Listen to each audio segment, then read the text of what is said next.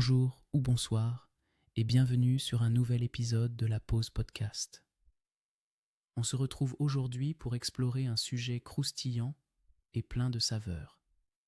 L'histoire de la gomme à mâcher. Imaginez-vous dans une époque lointaine où les moyens de se divertir et se régaler étaient bien différents d'aujourd'hui.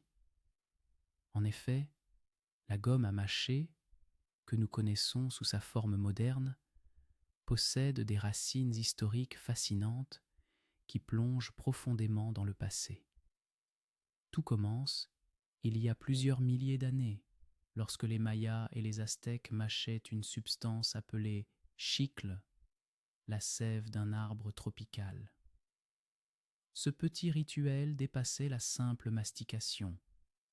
Il avait des vertus cérémonielles et médicinales.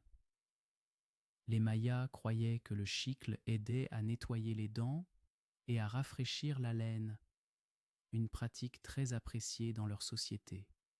Puis, avec le temps et les découvertes, le chicle se répandit dans d'autres cultures, notamment chez les indigènes d'Amérique du Nord, qui l'utilisaient également pour ses propriétés rafraîchissantes et sa texture agréable.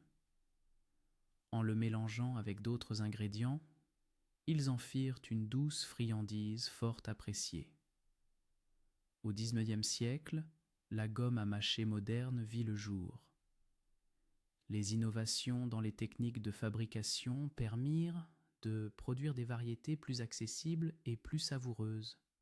La gomme a commencé à se populariser dans les salons et les boutiques. Certaines personnes ajoutèrent des saveurs comme la menthe ou la cannelle, transformant ce qui était autrefois une simple gomme en un plaisir gustatif. Saviez-vous que ce qui a rendu la gomme à mâcher si populaire au XXe siècle a été son association avec la culture américaine ? Pendant les 2 guerres mondiales, elle devint un produit de base, aidant les soldats à se détendre et à se remonter le moral.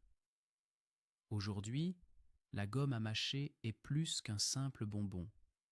Elle est devenue un symbole de convivialité, une pause dans une journée chargée. Que ce soit pour se concentrer, se détendre ou simplement pour se faire plaisir, mâcher de la gomme est un acte simple, mais apaisant. Alors pourquoi ne pas prendre un moment pour savourer une petite gomme à mâcher pendant que vous écoutez ce podcast ? Fermez les yeux, laissez vos pensées vagabonder et appréciez cet instant. Merci de nous avoir rejoints aujourd'hui dans cet épisode relaxant.